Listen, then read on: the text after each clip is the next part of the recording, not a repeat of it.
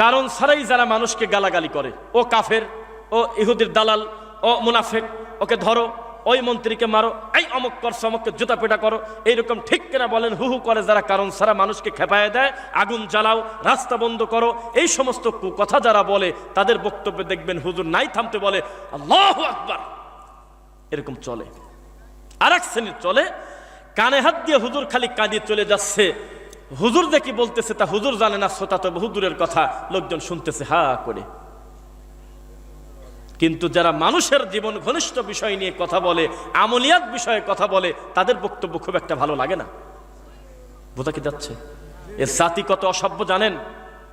এই জাতি কত অসভ্য, পদ্মা সেতু পার হবেন ওই পার থেকে এই পার, এসে একটা সেলফি দিয়ে হোক, এমনিতেই যদি একবার লেখেন আলহামদুলিল্লাহ আমরা এমন একটা জিনিস পেয়েছি, আল্লাহর শুকরিয়া আদায় করি, এ কথা বললে বলবে তুমি মনে হয় উলামা লীগ করো। মেট্রো রেলের সামনে একটা আলেম মানুষ সেদিন দেখলাম, যখন উদ্বোধন হলে তার পরপর উনি বলল দীর্ঘদিন জ্যামে ছিলাম, আল্লাহর ইচ্ছায় একটা সুন্দর জিনিস হলো, দিয়াবাড়ি থেকে চোখের পলকে আমি মতিঝিল চলে যাচ্ছি, এখন নিচে লেখছে আগেই তো জানতাম তুই সরকারের দালাল। জাতীয় সভ্য, ভালোকে ভালো বলা যাবে না, মন্দকে মন্দ বলা যাবে না। যখন শরীফ শরীফা ইস্যু আসবে তখন মুসলমান চিৎকার দিয়ে খারাপকে খারাপ বলবে, যখন দেশের ভালো কোনো উন্নয়ন হবে তখনও মুখ দিয়ে বলতে হবে আমরা শুকরিয়া আদায় করি, আসলে জিনিসটা দরকার ছিল। ওই বরিশালবাসী বোঝে, কত লাশ পড়েছিল, কত অসুস্থ ব্যক্তি মরে গেছে ঘাটে, কত ওয়াজ করতে গিয়ে 2 দিন ঘাটেই পড়ে থাকছি, কুয়াশাও যায় না, ওপার ওপার হতে পারি না। আমরা বুঝতেছি এই পদ্মা সেতুর মাধ্যমে আল্লাহ আমাদের কত সুবিধা করে দিয়েছেন। এখন আমাদের কাছে এমন ভাবে কমেন্ট করে যে পদ্মা সেতু শুরু থেকে শেষ পর্যন্ত পুরা মিস্ত্রি মনে হয় আমি নিজে, কয় টাকা মানে কি হইলো না হইলে সব দায়িত্ব আমাকে দেওয়া লাগবে। জাতি খারাপ, ভালোকে ভালো বলা যায় না। এই সমাজের সবচাইতে ভালো কথা যে হুজুর বলে সেই হুজুর এই গ্রামে টিকতে পারবে না। সরাসরি কোরআন থেকে আর হাদিস থেকে বক্তব্য দিয়ে আমাদের দেশের হুজুরদের 3টা জুমার খুতবা টিকবে না। সমাজে মিলেমিশে চলতে হবে, তার মানে সরিষার তেল, petrol, palm oil, diesel, kerosene, octane সবকিছু মিশায় ফেলো, নোংরা বানাও, এটা হলো সমাজের নীতি। কিন্তু আল্লাহ যা বলেছে, নবী যা বলেছে হুবহু সেটা বলা যাবে না, এর নাম হলো এই দেশ। বোঝা কি যাচ্ছে? তাই তো জওহরলাল নেহরু আফসোস করে বলেছিল, ও বাংলা ভাষাভাষী মুসলিমরা, তোমরা নিশ্চিত থাকো তোমরা আর আমরা কোনো পার্থক্য নাই, আমরা সব একই, খালি নাম আলাদা, তোমরা মুসলমান আমরা হিন্দু। কারণ তোমাদের আছে দরগা, আমাদের আছে দুর্গা, তোমাদের আছে বাপ, আমাদের আছে মা। আমরা মাটির উপরে আকৃতি দিয়ে তার কাছে কিছু চাই, তোমরা মাটির নিচে গাড়ি, তার কাছে কিছু চাও, একই তো কথা। সেই জাত কত ভালো ধর্ম পালন করে বুঝতে তো হবে। আমরা যখন এই কথাগুলো বলি আমাদেরকে বলে 2 জনের হুজুররা কি বলছে, বড় বড় পীর, বড় বড় বাবা আমাদের দেশে ধর্ম প্রচার করতে আসতো, কত বড় বড় বুজুর্গ চলে গেছে, তোমার বুজুর্গ ছোট ভার সম্পত্তি লিখে নেছে। তুমি কত সহজ সরলতা বুঝি, লেখা হচ্ছে গ্রামের মানুষ সহজ সরল, আসলেই তার আচরণগত সহজ সরল মানি, তবে জমি ভাগ করার সময় বোঝা যায় ওর চাইতে কত হিংস্র আর বোঝা যায় না। খালি একবার মুখ দিয়ে বলেছে তোমার বাপ ভুল করে কবরে গেছে, তোমার ফুপুর সম্পত্তি তোমার বাপ ভোগ করছে 30 বছর, তাড়াতাড়ি 2টা ফুপুকে ডাক দিয়ে তাদের হক তাদেরকে বুঝে দাও, তখন এই নামাজি তাহাজ্জুদ পড়া ছেলেটার দিকে তাকান যাচ্ছে না। এইরকম সরল সোজা হলে আমাদের দেশের লোক। বেগুন কিনতে গেছে, বিয়েই বেগুন বিক্রি করতে আসছে ছেলের শ্বশুর, এত করে বলতেছে ক্ষেতের বেগুন আমি দেখে আনছি ভালো, তাও বেগুনটা উল্টা পাল্টা করে দেখে পোকা আছে কিনা। বলতেছে যে পটল ভালো, তাও চাপ দিয়ে দেখে। বলতেছে বিয়াই আমার নিজের পুকুরের মাছ কেবল আনলাম, তবুও মাছটা চাপ দিয়ে দেখে যে আসলে মাছটা নরম না শক্ত না ভালো। তরমুজ আলা তো আরো বিপদে, একটু কাটিয়ে রেখে দিয়েছে, তাছাড়া বিশ্বাস কর না কেউ। সেই লোকটা যেই কাজ করলে জান্নাতে চলে যাবে, এই ইবাদতের ব্যাপারে তার কোনো খেয়ালই নেই। আমাদের দেশের ইসলাম পটলের চাইতে কম দাম, বেগুনের চাইতে কম দাম, আলুর চাইতে কম দাম। সাধারণ একটা শাক কিনতে গেলে শাকটা উল্টা পাল্টা করে দেখে তরতাজা সহি শাক কিনা, আর ধর্মের ব্যাপারে খোঁজে জাল আর জয়ীফ। ব্যাপারটা কি? প্রত্যেকটা মানুষ আল্লাহর নবীর তরিকায় সালাত পড়লে আপনার রাগ হবে কেন? প্রতিটা মানুষ যদি আমার রাসূলের তরিকায় হজ করে আপনার অসুবিধা কোথায়? প্রতিটা মানুষ যদি মরা মানুষের জন্য ফকির মিসকিন খাওয়ায়, আল্লাহর দ্বীনি কাজ করে আর অসহায়দের সহযোগিতা করে, আপনার সমস্যা কোথায়? সমস্যা আছে। কি সমস্যা? ওয়াযায়্যানা লাহুমুশ শাইতানু আ'মালাহুম, শয়তান তাদের আমলকে সুসজ্জিত করে রাখছে। আমি এখন পরীক্ষা করার জন্য যদি বলি, আমার সাথে পড়েন, আল্লাহুম্মা সাল্লি আলা মুহাম্মাদ ওয়া আলা আলি মুহাম্মাদ কামা সাল্লাইতা আলা ইব্রাহিম ওয়া আলা আলি ইব্রাহিম ইন্নাকা হামিদুম মাজিদ। এর নাম কি? কবর পূজারি পর্যন্ত স্বীকার করে এর চাইতে দামি দরুদ আল্লাহর এই পৃথিবীতে নেই। কারণ এই দরুদ হলে নামাজে পড়া হয়, নফল নামাজ হোক আর ফরজ নামাজ হোক, এই দরুদ না পড়লে তার নামাজই হয় না। অথচ এত বড় দরুদকে আমাদের এই বাংলাদেশে বেদামি করে রাখছে। এই নামাজের বাইরে এই দরুদের কোনো নামই নাই। এই দরুদের বাইরে কি আছে? আল্লাহুম্মা, এর বলাও পাপ, বলতেও লজ্জা লাগে। এমন সুন্দর করে সাজিয়েছে ইবলিস শয়তান এই মানুষের তৈরি করা দরুদকে। এখানে আছে সুগন্ধি, এখানে আছে গোলাপ জল, এখানে আছে আগরবাতি, এখানে আগে ছিল জিলাপি, এখন চলে না, এখন বিরিয়ানি, এখন 1000 টাকা চলে না, টাকা বাড়িয়ে দিতে হবে। অনেক কিছু দিয়ে শয়তান সুন্দর করে আয়োজন করেছে এবং বলল, আরে শিক্ষক আসলে দাঁড়িয়ে যাও, আর নবীকে সালাম দিবে বসে মানে দাঁড়াও। কত রং ঢং করে করে সুন্দর করে সাজিয়েছে। ইতিহাস সাক্ষী, দরুদে ইব্রাহিম শুনে খুশি হয়ে 1 টাকা কেউ কাউকে দিয়েছে, ইতিহাস আমার জানা নাই। একটা লোক বলেছে আল্লাহুম্মা সাল্লি আলা মুহাম্মাদ আল্লাহুম্মা বারিক আলা মুহাম্মাদ, এইটা বলার কারণে ওনার মনটা ভরে গেছে। হারে, পৃথিবীর শ্রেষ্ঠ দরুদ পড়ল রে, যেই দরুদ ছাড়া নামাজ হয় না। নবীর মুখে এই দরুদ শুনতে পারি নাই, সাহাবায়ে কেরামের মুখে শুনতে পারি নাই, এই হুজুরের মুখে দরুদটা শুনে খুশি হয়ে 10টা টাকা দেব, ইতিহাস আমি কোনোদিন পাইনি। কিন্তু মানুষের তৈরি করা মিলাদ পড়ার কারণে খুশি হয়ে 20,000 টাকা দিয়ে দিয়েছে, 2 কাঠা জায়গা লিখে দিয়েছে মিরপুরের মতো জায়গায়। কারণ এটা মানুষ তৈরি করেছে, এটা হলো সিটি গোল, এটা দেখতে সুন্দর, ঝালমুড়ির মতো খেতে সুন্দর, পেটে গেলে গ্যাস হয়। মানুষ কবে বুঝবে সুন্নাতের পাওয়ার কত? আল্লাহর রাসূলের নীতি আদর্শের বাইরে চললে আপনি বরকত পাবেন না। হাউজে কাউসারের পানি যদি কেউ না পায়, এর থেকে হতভাগার কেউ হতে পারে? পারে কি? অথচ আমাদের সমাজের মানুষগুলো বেখেয়াল। তারা মানুষ, পীর ফকিরের কাছে যাওয়ার লোক আছে কিনা এলাকায়? আছে কিনা? আজকে চেয়ারম্যান সাহেব আছেন, সম্মানিত প্রেসিডেন্ট সাহেব আছেন আজকের মাহফিলে। আমি যে কথাগুলো বলতেছি, এই তাদের চেহারার দিকে তাকাবেন, কারণ তারা শিক্ষিত মানুষ, তারা ভালো বুঝবে। এক, খেয়াল করবেন, মানুষ পীরের কাছে যায়, এটা একটা অবৈজ্ঞানিক, একটা নোংরা নীতি। কেন? তাকান আমার দিকে। আল্লাহর নবী কিন্তু বংশপ্রথা, বর্ণপ্রথা, কালো সাদা থেকে উত্তম নয়, সাদা কালো থেকে উত্তম নয়, আরব অনারব থেকে উত্তম নয়, অনারব আরব থেকে উত্তম নয়। মানুষে মানুষে ভেদাভেদ দূর করার জন্য তিনি আসছিলেন। কি কথা বলে না? অথচ আমাদের ভেদাভেদ আরো পার্থক্য করে বড় করে লেখা আছে, প্রধান অতিথি হলো ফুরফুরা হইতে আগত, অমুক হইতে আগত, বর্ডার পার হয়ে বাবা আসিবেন, বাবা হইলে আওলাদের রাসূল, অমুক সিলসিলা, দুনিয়ার উল্টা পাল্টা লেখে পীর কেবলা, এরকম লেখা আছে কিনা? মেজো হুজুরের, ছোট হুজুরের, সাহেবজাদার খেতা, নারী ভুরি, বদনা শিকল, যে কত তার হিসাব নেই। অথচ নবী বলেছে, শোনো, ইন্না আকরামাকুম ইনদাল্লাহি আতকাকুম, তোমাদের ভিতরে সম্মানে সে তত বেশি যে তোমার আল্লাহকে ভয় করে। একটা মুসি মেথর তাকে ব্যঙ্গ করতেছেন কেন? সে যদি মুসলিম হয়, সে যদি আপনার থেকে বেশি আল্লাহকে ভয় করে, তার মর্যাদা বেশি। বিশাল জুব্বাধারী বড় মাওলানা, সে যদি আমার নবীকে অনুসরণ না করে, সে খারাপ। মানুষে মানুষে ভেদাভেদ থাকবে কেন? একটা মানুষ নির্দিষ্ট করে মানুষকে মুরিদ করবে, এর থেকে বড় শিরক এই মাটির উপরে নাই। বোঝা যাচ্ছে? পীর মুরিদি কাকে বলে? আমি এক শব্দে বলে আমি কথা বলি। পীর মুরিদির শব্দের অর্থ হলো, শনিবারকে পীর বলতেছে বৃহস্পতিবার, তখন এই মূর্খ মুরিদ বলবে, জি বাবা, জি বাবা, যেহেতু তুমি বলছো তাহলে ক্যালেন্ডার বাদ বাবা, তোমারটাই ঠিক। রবিবারকে বলবে মঙ্গলবার পীর, মুরিদ কোনো কথা বলতে পারবে না, কারণ যেদিন মুরিদ হয়েছে পীর সেদিন বাড়ি দিয়ে তার বিবেকের আক্কেলের দাঁত ফেলায় দিয়েছে। তাছাড়া এই মাথার রুমাল ছেড়ে দেয়, এদেই ভাই ধরে, তারপরে 2-1 ধরার পরে রুমাল আর থাকে না, তখন একজন একজনের পিঠে হাত দেয়, ওই পিছন পর্যন্ত কারেন্ট পৌঁছছে। তখন বলতেছে আমি আমার কলব ছাড়িয়ে দিলাম দাদা ঠাকুরের কাছে, দাদা মেজো হুজুর, লোয়া হুজুর, সাদি হুজুর, শিকল বাবা, টানতে টানতে আব্দুল কাদের জিলানি, তারপরে আদম নবী, তারপরে কিসের সাথে কি ঘোরাচ্ছে।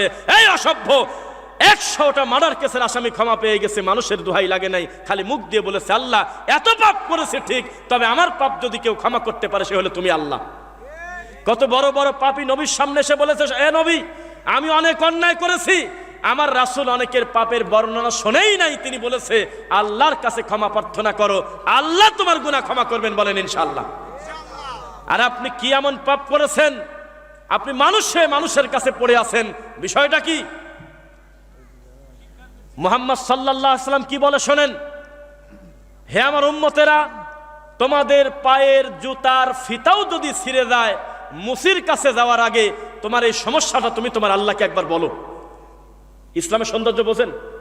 এখানে কি ওই জুতার ফিতা আছে, ওই ফিতা যদি উনার ছিঁড়ে যায়, হারিয়ে যায়, ইসলাম বলতেছে মুসির কাছে যাওয়ার আগে বলতে হবে আল্লাহ তুমি সহজ করে দাও আল্লাহ, এটা চাওয়া যায়। কেন? কারণ সে হলে আল্লাহ, তার কাছে বলতে লজ্জা নাই। আর এই অসভ্য জাত শাহজালালের কাছে গিয়ে বলে, ও বাবা পরপর 4টা মেয়ে হয়েছে, একটা ওয়ারিশ হিসেবে ছেলে দাও। ও কি মানুষ? জুতার ফিতা যার কাছে চাওয়া যায় তার কাছে ছেলে চাওয়া যায় না? পৃথিবীতে এর থেকে নোংরা নীতি আর নাই যে একটা মানুষের কাছে মুরিদ হবে, এর থেকে বড় শিরক এই মাটির উপরে নেই। কেন তা করবেন কেন?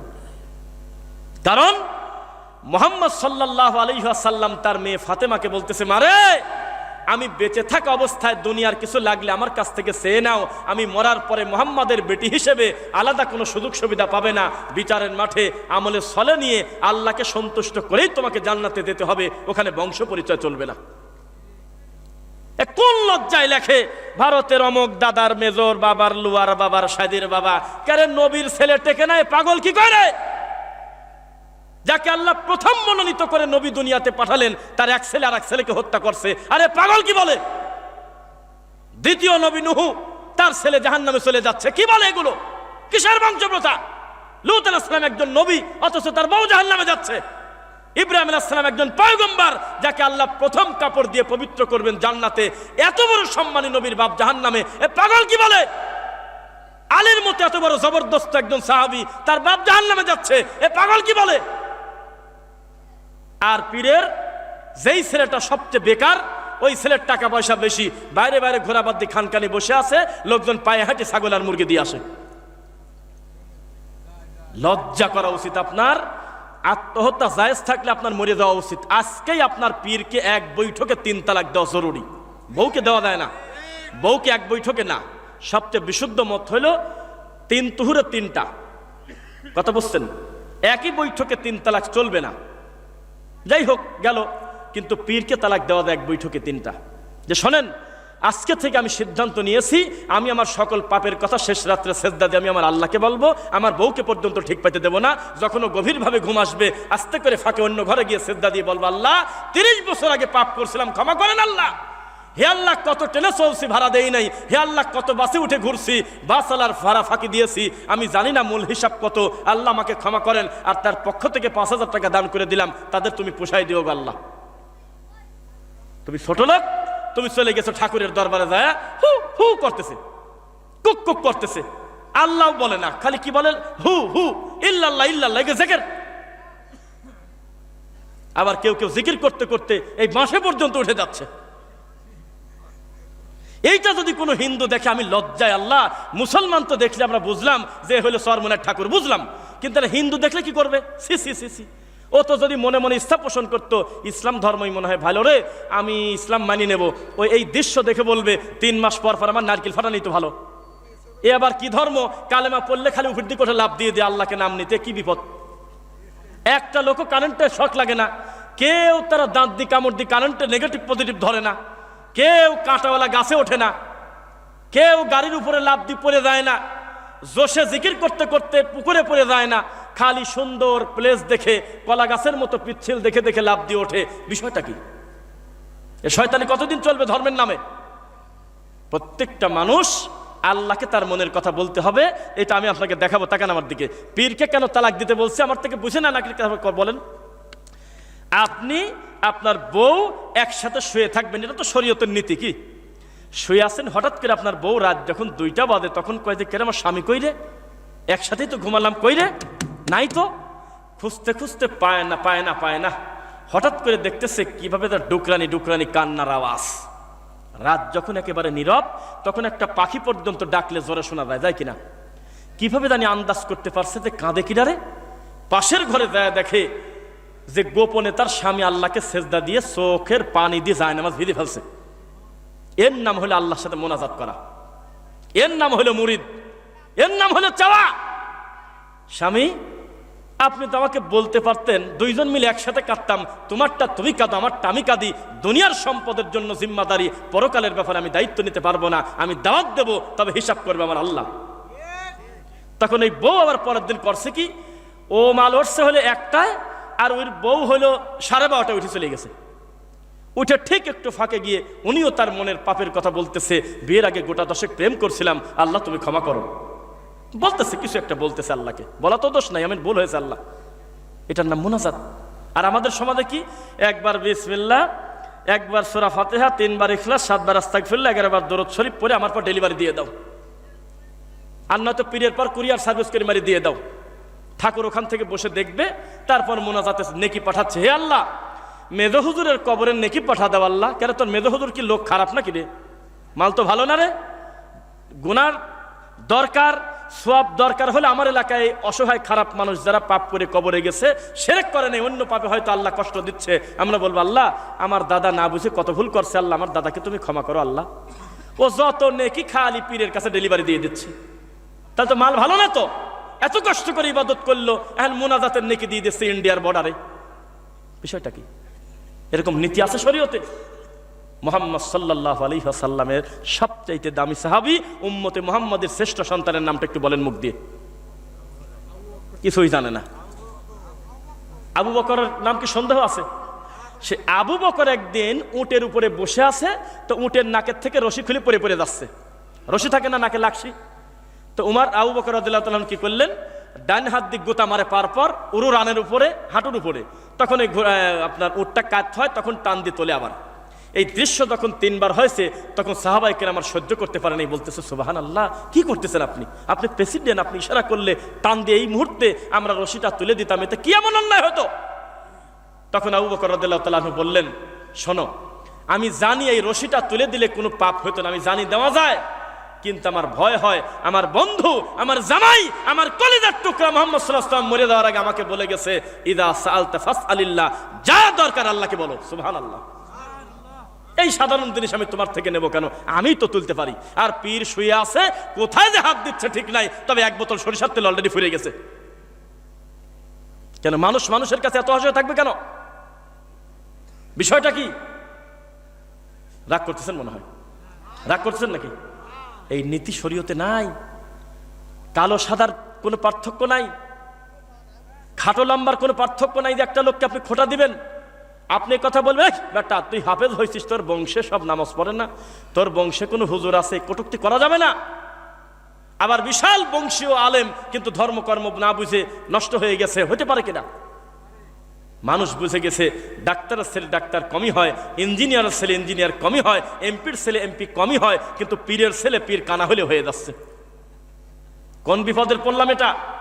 এই কুষ্টিয়া, পাবনা, রাজবাড়ী আশেপাশে পীর ফকিরের এমন আড্ডা, যেদের ধর্মকর্মের সাথে কোনো সম্পর্কই নাই, এটাদের ওয়াজ মানেই হলো খালি ঠাকুরের গল্প। সারা জীবন শুনে আসলাম, পদ্মার এই পার থেকে ওয়াজে বলতেছে বাবা হলে জায়নামাজ দিয়ে ওই পার চলে গেছে, আবার ওই পার ওয়াজে বলতেছে বাবা এই পার থেকে ওই পার চলে গেছিল। এই শয়তানি গল্প আর কতদিন চলবে? এই যে আপনার কুষ্টিয়া মিরপুরে ওয়াজ হয়, বলতেছে যে মুরিদ অন্ধকার রাতে বিপদে পড়ে গেছে, সামনে একটা বাঘ, কি করা যায়? হঠাৎ করে দেখে যে বাঘটা মরে পড়ে গেল, ওর দূর থেকে একটা আঘাত লাগলো, বুঝতে পারলো না। পরে পীরের কাছে গিয়ে বলল, বাবা এইরকম ঘটনা ঘটেছিল। তখন ফুরফুরার পীর বলতেছে, বাবা রে, আমি তো ওযু করতে বসছিলাম, আমি দেখলাম তোর সামনে বাঘ, আমি সহ্য করতে না পারি কাঁসার বদনা একটু জোরে করে আড়ি মারছি, ওই বাঘের লাগি বাঘ মরে গেছে, যা দেখবে অমুক গাছের সাথে বদনাটা এখনো আছে। চলতেছে। আমাদের দেশের লোকের ওয়াজ হলো মানসুর হাল্লাজ এই মনসের পাগলের জেলের ভিতরে আল্লাহর কাবা ঘর চলে আসে। শুনছেন আপনারা? এত সাক্ষী। অথচ নবী মদিনা থেকে মক্কায় পায়ে হেঁটে কষ্ট করে গিয়েছে, 1 ইঞ্চি কাবা নড়াচড়া করে নাই। আমাদের দেশের লোকের কি আবেগ! আমাদের দেশের লোক জিকির করতেছে, বাসে উঠে যায়, লাফ দিয়ে একটা অন্যের গলা ধরে পড়ে যায়, মাইক উল্টে ফেলে, পীরের কানে কামড় দেয়, দেখছেন? অথচ জীবনে কোনোদিন ইতিহাস সাক্ষী আমরা হাদিস কোরআনে পাই নাই যে আবু বকর জিকির করতে করতে, উমার জিকির করতে করতে সহ্য করতে না পেরে 3 ইঞ্চি নড়াচড়া করছে। কোনো দিন কেউ দেখাতে পারবে না যে 3 ইঞ্চি নড়াচড়া করছে আবেগ সহ্য করতে না পেরে আমার আল্লাহর নাম নিতে গিয়ে। তোমার এত জোশ আসে কোথা থেকে? বিষয়টা কি এত? আল্লাহকে মানতে হবে, মানবেন ইনশাল্লাহ? পীর ফকিরকে বাদ দিতে হবে। আপনার বাপ আপনার সম্পদ, আপনার মা আপনার সম্পদ। আপনি আমার কোনো কথা যদি আপনি শুনে যদি ভালো না লাগে, এই একটা কথায় দ্বিমত করতে পারবেন না। পীরকে যে আন্তরিকভাবে আপনি জীবনে 1000-এর উপরে আব্বা বলে ডাক দিয়েছেন, আমার তদন্তে জীবনে কোনোদিন একবারও আপনার নিজের বাপকে এত মহাব্বত নিয়ে, আদর নিয়ে আপনি ডাক দেন নাই। দেন নাই? কত প্রমাণ চাচ্ছেন আপনি? আপনার বাপ মরে যাওয়ার আগে কত কষ্ট করে মারা গেল, অথচ আপনি পীরের দরবারে আপনি গরু নিয়ে যাচ্ছেন, ছাগল নিয়ে যাচ্ছেন, কত কিছু নিয়ে যাচ্ছেন। এর নাম হলো শিরক। এর নাম কি? কবে বুঝবেন? রাসূল সাল্লাল্লাহু আলাইহি ওয়াসাল্লামকে মেনে নেবেন ইনশাআল্লাহ? সমাজে কত প্রচলিত বিদআত। তার একটা কথা বলি, জানাজার নামাজে সূরা ফাতিহা পড়লে হুজুরের ডিস্টার্ব হয়। গ্রামের লোক সুদ খালি, হুজুরের ডিস্টার্ব হয় না। আরে আমার ডিস্টার্ব হয় রে। এই গ্রামের লোক সুদ খায়, আমি চলে যাব। এই গ্রামের লোক ঘুষ খায়, আমি চলে যাব। এই গ্রামে মাদক খেয়ে আমাদের সোনার যুবকরা নষ্ট হয়ে যাচ্ছে, আমার খারাপ লাগতেছে, আমি চলে যাব, তা বলে না। কিন্তু কেউ যদি সূরা ফাতিহা পড়ে, নামাজে যদি জোরে আমিন বলে, তাহলে ওনার আর সহ্য হচ্ছে না, উনি চলে যেতে চায়। লাশকে সামনে রেখে নবী বলেছে, লা আযান ওয়ালা ইকামা ওয়ালা নিদা। ডাকা নাই, আজান নাই, একামত নাই, টাইম হবে, সালাত হবে। খালি মুখ দিয়ে বলবে, আমার আব্বা যদি কোনো ঋণ থাকে আপনারা আমাকে বলেন, আমি তার ওয়ারিশ হিসেবে পরিশোধ করব, না পারলে ক্ষমা চাইবো, আমার আব্বার জন্য দোয়া করবেন। আল্লাহু আকবার, শেষ, আর কাজ নাই। জানাজার ভিতরে মন মতো কান্নাকাটি করে আল্লাহকে কিছু বলো। আর আমাদের সমাজে এ 5 মিনিট, ও 10 মিনিট, বন্ধু 2 মিনিট, প্রতিবেশী 3 মিনিট, এ অমুক তমক নারী ভুরি বক্তব্য দিতে দিতে টানা রোদের ভিতরে লাশটা সামনে রেখে জোহরের নামাজের সময় আধা ঘন্টার বেশি বক্তব্য দিচ্ছে। এত টাইম হুজুরের হাতে আছে, কিন্তু আল্লাহু আকবার বলে হাত যেই বাঁধলো, তখন সূরা ফাতিহা পড়ার টাইম নাই, মনে হচ্ছে মাথার পর ঠাটা পড়ছে। কেন? লোকটাকে চিরদিনের জন্য দাফন করে দিয়ে আসবো? আমার এই বাপটা জীবনের মতো চলে যাচ্ছে। আল্লাহর নবী বলেছে, সবচাইতে দামি দোয়া সূরা ফাতিহা। যেই সূরা ফাতিহা পড়ে আবু সাইদ খুদরি একটা সাপে কাটা লোককে ফু দেওয়ার কারণে উঠে মারছে দৌড়। 30টা ছাগল নিয়ে বাড়িতে চলে গেছে। ভয়তে ভয়তে নবীকে বলে, আল্লাহর নবী, ভুল করলাম কিনা, একটা ফুঁতে 30টা ছাগল নিয়ে আইছি, এটা কি হারাম হলো কিনা? নবী বলল, কিসের কি হারাম? মানে একটা অংশ আমারও দিও। এর চাইতে হালাল আর হয় না। কারণ কি করছিলে? কয়েক আমি সূরা ফাতিহা পড়ে ফু দিছি, উঠে দৌড়তেছে। তোমার ফাতিহা পছন্দ হলো না? তুমি বলতেছো যে জানাজা হলো দোয়া আর ফজরের নামাজ হলো নামাজ। আরে কানা, সালাতের একটা অর্থই তো দোয়া, সালাত মানেই তো দোয়া। সুবহানাল্লাহ। কয়দের রুকু নাই, নাই তো আমি কি করবো? আল্লাহ দেয় নাই তাই নাই। সেজদা নাই কেন? তা আল্লাহ দেয় নাই তাই নাই। নাই তুমি খোদো কেন? ঈদের নামাজের খুতবা আগে না পরে? কিছুই জানে না, 2-1 জন জানে। আর জুমার নামাজের খুতবা আগে না নামাজ আগে? তা আগে পরে হয়েছে, আমি কি করবো? আল্লাহ দেশে তাই হয়েছে, আমি কি করবো? খোঁজেন কি কামে? যেটা নাই সেটা খোঁজেন কেন? এটাকেই মেনে নিতে হবে। আমার নবী যেহেতু জুতা পায়ে দিয়েছে এইভাবে, আমিও দেবো এইভাবে। আমার নবী বলেছে, তোমার বাড়িতে কেউ নাই, তোমার বউ নাই, মা নাই, কেউ নাই, তুমি জানো, তাও নিজের বাড়িতে নিজে ঢোকার সময় তুমি সালাম দিয়ে ঢোকো। কারণ এই সালামের কারণে তোমার বাড়িতে শয়তানের আর জায়গাই নাই। সুবহানাল্লাহ। কিসের সাথে কি যুক্তি দিচ্ছেন আপনি? আমার নবী ডান হাত দিয়ে পানি খেয়েছে, আমি খাবো। আমার নবী কোনো কিছু দিতে গেলে ডান দিক থেকে দিয়েছে, আমি দেবো। আমার নবী বাম পা মসজিদ থেকে বের হওয়ার সময় আগে দিয়েছে, আমি দেব। আমার নবী ডান পা আগে দিয়েছে মসজিদে ঢুকতে, আমি দেব। আমার নবী সহবাসের সময় দোয়া পড়েছে, আমি পড়বো। এত পণ্ডিত করতে যাবেন কেন? নবীকে হুবহু অনুসরণ করতে হবে। তিনি যেভাবে যা বলেছেন তাই মানবে ইনশাআল্লাহ। পড়েন, কোনো পণ্ডিত করবেন না। বাড়াবাড়ি করার কোনো সুযোগ নাই। সুযোগ আছে কি? সুযোগ নেই। চলে যাবেন। আমি একটা ব্যতিক্রম চেয়ারম্যান দেখলাম আজকে, এই এতগুলো মিডিয়ার সামনে বলতেছি, এবং আমাদের সভাপতি সাহেব, সফল সাহেব সহ মাস্টার, শিক্ষিত মানুষ তো তাই। এত সময় ধীর গতিতে বক্তব্য শুনলেন, কোনো আম শ্রোতারও এত অ্যাটেনশন পাই নেই। আলহামদুলিল্লাহ। আল্লাহ তুমি উভয়কে তোমার দিনের জন্য তুমি কবুল করো আল্লাহ। কি ব্যাপার বক্তব্য? আমি তো মনে করতেছিলাম যে কষ কষ লাগতেছে, ভালো লাগতেছে কিনা, কিন্তু প্রধান বক্তা এখন আনতেছে না বিষয়টাকে, এটা একটা কৌশল। অনেক সময় কথা বলতেছি, নিয়ে আসলে সেটাই সুন্দর হয়, আমরা কথার একটা পর্যায়ে আছি। এবার দেখেন এখানে কি লেখা আছে, কোরআন কি। আমি কিন্তু শুরুতে দুই একটা ধমক দিলেও, কাছে বসেন আমার ভাই, মাশাআল্লাহ, আমি কিন্তু শুরুতে দুই এক ধমক দিলেও আমি কিন্তু একটা কথা বলছিলাম মুখ দিয়ে, অপ্রয়োজনীয় কোনো কথা বললে আপনি প্রতিবাদ করবেন আমাকে। এখানে কোরআনের পর কি লেখা আছে, জোরে বলেন কি লেখা আছে। এই শরীফ আমাদের বহু কিছু শেষ করে দিয়েছে, কিন্তু আল্লাহ নিজে নিজে কোরআনকে কি নাম দিচ্ছে, বাল হুয়া কুরআনুম মাজিদ ইন্নাহু লাকুরআনুন কারীম, আছে কিনা। তাহলে আল্লাহ নাম দিচ্ছে মাজিদ, আল্লাহ নাম দিচ্ছে কারিম, আমার পছন্দ হইল না, আমি লিখলাম শরীফ। মাজার শরীফ, খানকা শরীফ, দরগা শরীফ, খালি শরীফ আর শরীফ, এত শরীফের দরকার নেই আমার। শরীফ নবীর কবরকে কবর বললে জাত যায় না, কিন্তু আপনার এই ঠাকুর মরে গেছে, মুরিদরা বলতেছে মাজার শরীফ, খানকা শরীফ, কথা বলে না দেখি। আল্লাহর নবীর স্ত্রী আয়েশা বলতেছে, মরার পরে আমি আমার স্বামীর কবরের পাশে গেলাম, আমি নবীর কবরের কাছ দিয়ে গেলাম। সাহাবায়ে কেরাম বলতেছে, আমরা নবীর কবরের কাছে গেলাম, কবরের পাশ দিয়ে গেলাম। আল্লাহ বলতেছে, আফালা ইয়ালামু ইযা বু'সিরা মা ফিল কুবুর। কবরের কথা কোরআনে আছে, হাদিসে আছে। কোনদিন দুনিয়ার সবচেয়ে দামি মানুষের নাম মুহাম্মদ সাল্লাল্লাহু আলাইহি সাল্লাম, তার কবরকে সারা জীবন সাহাবায়ে কিরাম কবর বলেছে। আরে গরু মারিয়ে দিয়েছে, কেউ জানেই না যে ভিতরে কেউ আছে কিনা কোনো মাল, উপরে বলতেছে যে এটা একটা মাজার শরীফ। আপনাদের এই দিকে কিনা আমি জানি না, ভুল হতে পারে, সাতক্ষীরা রোডে মনে হয় গোরাসার মাজার আছে, ভেড়ামারা, আমি ধারণা করে বলছি, আল্লাহ আলাম, আল্লাহ তুমি ভালো জানো, মিলে গেছে। যেই জাতি ঘোড়ামারি দাফন করে দিয়ে নাম দিয়েছে ঘোরাসা। আর আমি একটা মাহফিলে গিয়ে মাঠের ভিতরে যা দেখাইছিলাম বাসর ঘরের জন্ডিসা। জন্ডিসা কিভাবে বুঝলেন? আমি মনে করছি যে এখানে কার বাসর হচ্ছে, চতুর্দিকে মন মতো ফুল দিয়ে সাজানো। আমাদের মাহফিলটা অনেক দেরি, আমরা রাস্তা দিয়ে যাচ্ছিলাম, ভাবলাম যে বাসর ঘরটা দেখে আসি, ডিজাইনটা, মানুষ আছে তা বলবো না, মাগরিবের আগে সুন্দর একটা ডিজাইন, আমরা দেখে আসি, দেখতে ভালো লাগতেছে। যা দেখি বাসর ঘরে জন্ডিসা। তখন বললাম যে কি ব্যাপার?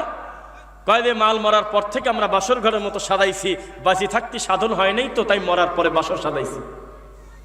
এখানে প্রতি মাসে জিকির হয়, কয়েকদিন আগে 3 দিনের ওরস হয়েছে, হুজুররা ওয়াজ করতে আসছে, ওই পাশে দান বাক্স, ওখানে দান বাক্স টাকাও দেওয়া, অথচ তার নাম হলো জন্ডিসা। এ জাতির কপালে কি আছে বলেন? অথচ যেই পীরের 10টা মুরিদ, এমন মুরিদদেরও দাবি আমার পীর মরে না। কথা বোঝে না, আগে ঠিক ঠিক বলেন না, আগে শোনেন, আগে যারা শোনে নাই তাদের শুনতে দেন। আপনারা তো বুঝছেন, কোন পীরের যদি 10টা মুরিদ থাকে, তাহলে এই পীর যদি মরে যায়, তাহলে তারা বলে না যে আমার পীর মরে গেছে। কি বলে বলেন তো? আপনারা বলেন না, এদিক থেকে বলেন, আপনারা জানেন। আচ্ছা, এই পাশ থেকে বলেন, কি বলে? এই তো ভাই, এই কথাটা আমার শুনতেছিলাম, চাচ্ছিলাম। পর্দার আড়াল হলেন বাবাজি, পর্দার আড়াল হলেন, এটা বলতেছে। আবার একদল বলতেছে পীর বাঁচি থাকতে যেমন ক্ষমতা ছিল, মরার পরে ক্ষমতা বাড়িয়ে গেছে। লেখে না, লেখে কিনা? তাই আমি বলেছিলাম, শাহজালালের মাজারে গিয়ে আমি রফিক বিন সাইদ 2 চোখ দিয়ে যা দেখছি, যে পরিমাণ গোলাপ জল বাবার কবরে মানুষ দিচ্ছে, তাতে যদি সত্যি বাঁচি থাকতো তাহলে আবার বহু আগে ঠান্ডা লেগে মরে গেছে। এত বেয়াক্কেল মানুষ, লোকটা মারা গেছে, আসলেই তার লাশ ওখানে আছে কিনা আল্লাহ তুমি ভালো জানো। ইতিহাস তো বিকৃতিও হয়। বিষাদ সিন্ধু দেখে, বিষাদ সিন্ধু বই পড়ে যদি হোসাইন রাদিয়াল্লাহু আনহুর কারবালা চিনতে চান, তাহলে আপনি বোকার স্বর্গে বাস করতেছেন। বুঝেছেন কথা? বিষাদ সিন্ধুতে হোসাইনের কারবালার মূল ঘটনা আছে কি? আছে। এবার একটা ঘটনা দান মনে পড়বে, ভালো কথা। একটা নবী, একে কথা বলবেন না, যারা জানেন আমার ধারণা বুঝে ফেলছেন, যারা শক্তিশালী ভাবে জানেন তারা বাদ দিবেন। একটা নবীকে কাফেররা তাড়া করছিল, উনি দৌড়ে গিয়ে আল্লাহর কাছে সাহায্য চাইতে গিয়ে ভুল করে গাছের কাছে সাহায্য চাই ফেলছে। তখন গাছ 2 ভাগ হয়ে গেছে, সেই গাছের ভিতরে নবী প্রবেশ করলো, আর যাওয়ার পর গাছটা আবার আটকে গেল, কিন্তু তার চাদরের কোনা বাড়া ছিল। এইটা দেখে কাফেররা তাকে দুই ভাগ করে ফেলছিল গাছ সহ। এ নবীর নাম কি? অথচ ঘটনা পুরো নবীর প্রতি অপবাদ।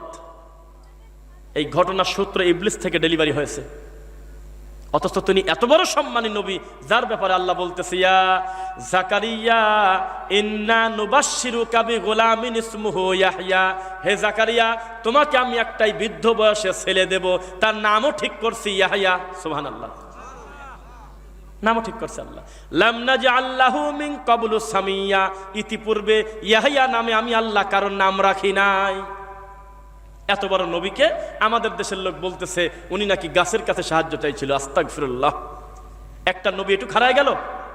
আপনি আমাকে বলেন, আপনাকে শেষ করে দেব, আপনাকে আমরা বেঁধে রাখবো, যদি আপনি আল্লাহর কাছে সাহায্য না চেয়ে আপনি পানির কাছে সাহায্য চান, তাহলে আপনাকে ছেড়ে দেব। আমি কি করব বলে আপনার মনে হয়? তাহলে একটা নবী সে বলে ফেললো, হে গাছ আমাকে বাঁচাও, আপনি কিভাবে মেনে নিলেন? তাহলে মিথ্যা কথা এই দেশে সমাজে আছে কিনা? আছে কিনা? তারপরে সমাজের মানুষ সুদ খায় না, না সুদ খায় না। 10,000 টাকা ধার নিতে গেলে গোটা গ্রাম ঘুরেছে, ফলাফল শূন্য, কেউ টাকা দেয় না। সবচেয়ে ভালো দেশে বলতেছে আর একটু আগে আলি দিতাম, এখন একজন নিয়ে গেল সিটার। গোটা গ্রাম ঘুরে পাওয়া যায় না, কিন্তু লেপের ভিতর শুয়ে খালি মোবাইলে মেসেজ দিয়ে দেন, হে ভাতিজা 2 লাখ টাকা লাগবে, দেখো তো টাকা লাগায় কে। ঘরের ভিতরে 10 লাখ টাকা চলে আসবে 15 মিনিটের ভিতরে। টাকা নিয়ে নিয়ে ঘুরতেছে, লাখে হইল 2000 মাসে, না বেশি? বেশি, আমি ধারণা করে বলছি। কত? লাখে 3000। এত সুন্দর হিসাব করলেন কিভাবে আপনারা? এ ঢকের কাম কি আপনারাও করেন নাকি? যেই সমাজে সুদকে মানুষ হালাল করে নিয়েছে আর কর্জ দেওয়াটাকে হারাম করে নিয়েছে, তাদের তাকদির আর কি থাকতে পারে? বিপদগ্রস্ত মানুষ যদি মানুষের দ্বারে দ্বারে ঘোরে, কেউ 10টা টাকা সাহায্য করে না, অথচ ওই লোকটা মরে গেলে তখন আসে কুলখানি খাওয়ার জন্য শকুনের দল, যে মরা খায় আসি। এর থেকে অমানবিকতা কি হতে পারে? আজকে থেকে আপনি নিয়ত করেন, আল্লাহ এবং তার রাসূলকে মেনে নেবেন, বিনা বাক্যে কোনো প্রশ্ন করবেন না। মনে থাকবেন ইনশাআল্লাহ। আল্লাহ বলেছেন, আপনি বলবেন সামিনা আতান, আমি মেনে নিলাম। নবী বলেছেন, আপনি বলবেন সামিনা আতান, আমি মেনে নিলাম। আমার ভিতরে কোনো বক্রতা নাই। আমি আল্লাহর কথা যেখানে শুনবো মানবো, আমি নবীর কথা যেখানে শুনবো মানবো। কোনদিন কোন পীর ফকিরের কাছে 1 মিনিট দাঁড়াবো না, বলেন ইনশাআল্লাহ। পারবেন? কোনদিন শরীয়তে এই ধরনের নীতি নাই। একটা মানুষ মানুষের কাছে মুরিদ হয়ে বলবে আমি আমার বাবার কাছে মুরিদ হলাম, এর থেকে নোংরামি কি হতে পারে? আবার একটা কথা বলি, আবু জেহেলের নাম শুনেছেন আপনারা? আবু জেহেলের নাম শোনেন নাই? আচ্ছা, পৃথিবীতে কোনোদিন আপনার 2 চোখ দিয়ে আবু জেহেল নামে কোনো লোক দেখছেন সরাসরি? কারো নাম রাখা আছে আবু জেহেল, এরকম দেখেছেন? দেখছেন না? কিন্তু আবু তালেব নাম আছে, কত নেবেন আপনি আমাকে বলেন? কথা কয় না। আবু তালেব নাম আছে কিনা? অথচ দুইটাই কাফের। কত তো বোঝে না। আবু জেহেল কারো নাম আছে বলেন? আছে। কিন্তু আবু তালেব নাম আছে কিনা? কারণ দুইটাই কাফের, কিন্তু একটার বাজার ভালো না আর একটার বাজার ভালো। আলীর আব্বা হয়েছে জন্য দরদ বেড়ে গেছে, অথচ দুইজনই কাফের। আমার আগে বক্তব্য দিলেন শাইখ, বলেছেন অবশ্য, তাই না, যে নবীর চাচা পর্যন্ত কাজ হলো না। কেননা হেদায়েতের মালিক কে? আল্লাহ। ইন্নাকা লা তাহদি মান আহবাবতা ওয়ালাকিন্নাল্লাহ ইয়াহদি মান ইয়াশা। আল্লাহ যাকে ভালোবাসেন তাকে হেদায়েত দেন। হেদায়েত আল্লাহ ছাড়া কারোর হাতে নাই। অথচ এক একটা সময় মানুষ এক এক দিকে ঝোঁকে। একটা সময় আমাদের পাবনা থেকে একের বস্তা বস্তা বোতল নিয়ে এই কুষ্টিয়া না ঝিনাইদাতে একটা বোতল বাবা বাড়াইছিল। কতদিন আগে? 15 বছর আগে নাকি? 15-20 বছর আগে বোতল কাঁধে করে মুরব্বীর কাঁধে দিয়ে দেশে, বোতল বাবা বলে আছে, বোতল ভরে নিয়ে আইগা। পরে দেখে মোটে শয়তানি। তারপরে বাড়ালো কঞ্চির পানি পড়া। হ্যাঁ, সকালবেলা ফজরের আগে ওঠো, তাড়াতাড়ি নিয়ত করে কঞ্চি দিয়ে পানি পড়তেছে, খাও। 2 দিন পরে প্রমাণ হলো ও ছাতার পানি এমনিই বাড়ায়, শীতের দিনে এমনি পানি বাড়ায়। জাতি হলে আবেগের জাতি। এই জাতি মাওলানা দেলোয়ার হোসেন সাঈদীকে অন্তর থেকে ভালোবাসে, এত ভালোবাসছে উনি জেলে গেলে এক ধরনের গরুই বলবো তাদের, তারা বলতেছে উনি নাকি চাঁদে চলে গেছে। শুনছেন? এটা মানুষের সাথে শয়তানি করা আর কি করা না? ওনার ফটোকপি দেখাচ্ছে চাঁদে। আমি আশ্চর্য হই, মূর্খ লোক তো বলে বলে আরে হুজুর মানুষ জালসা এসে বলতেছে সত্যি চাঁদে আছে। তা ক্ষতি তো আপনারাই করেছেন। বাড়াবাড়ি করতে গিয়ে আপনারা কার সম্মান কোথায় দিয়ে আপনারা শেষ করে দিয়েছেন। নবীদের চাঁদে যায় না, আরে রাসূল মরে গেছে কোনো চিত্র থাকে না, আর একটা লোক বেঁচে আছে তার নাকি ফটোকপি চাঁদে চলে গেছে। জাতি কত অসভ্য। আবার তাকে দাফন করার পরে আমি এটা বোঝাচ্ছি, আপনারা যারা দাবি করেন তাকে সত্যি ভালোবাসেন, আপনারা হলে ভণ্ডামি করেন, মূলত আপনারা আবেগ দেখাচ্ছেন, মূল ভালোবাসেন না আপনারা। উনি মারা গেছে, ভূমিকম্প হয়েছে, এটা আল্লাহর হাতে। একদল পাগল আবেগে লাগতেছে, যুবকরা দেখেছো কোরআনের পাখি মরে গেল আর ভূমিকম্প হলো বাংলাদেশে। কয় কিরে পাগল? অথচ একই টাইমে বাংলাদেশে কত গণেশ মরে যাচ্ছে, কত অমুসলিম হয়তো মরে গেছে। 18-20 কোটি মানুষ ওই দিনে কেউ মরে নাই না। তা কি বললেন এগুলো? আল্লাহর নবীর ছেলে মারা গেল, তার নাম ইব্রাহিম। কেউ কেউ বলা বলি করলো নবীর ছেলে মরে গেল তো ওই দেখো আকাশে তাকায় চন্দ্রগ্রহণ হয়েছে। নবী বললেন খবরদার, কে সে যে বলে আমার ছেলে মরে গেছে জন্য চন্দ্রগ্রহণ হয়েছে? চন্দ্রগ্রহণ হলে আল্লাহর হাতে, এটা আল্লাহর নিদর্শন, এর সাথে আমি নবীর ছেলে মরার কোনো সম্পর্ক নেই। কেন এত আবেগ? এখন আমি কয়েকটা কথা বলবো, এই কথাতে কলম দেওয়ার জায়গা আপনার থাকবে না। আমি বুঝতেছি 2-1% মানুষের একটু খারাপ লাগতেছে, তবে পুরো বক্তব্য শেষ করে যাবেন ইনশাল্লাহ। দেখেন আমার দিকে তাকান। আজকে আমরা বলতেছি শবে বরাতের রুটি হালুয়া করে নবীর প্রতি অপবাদ দেওয়া যাবে না।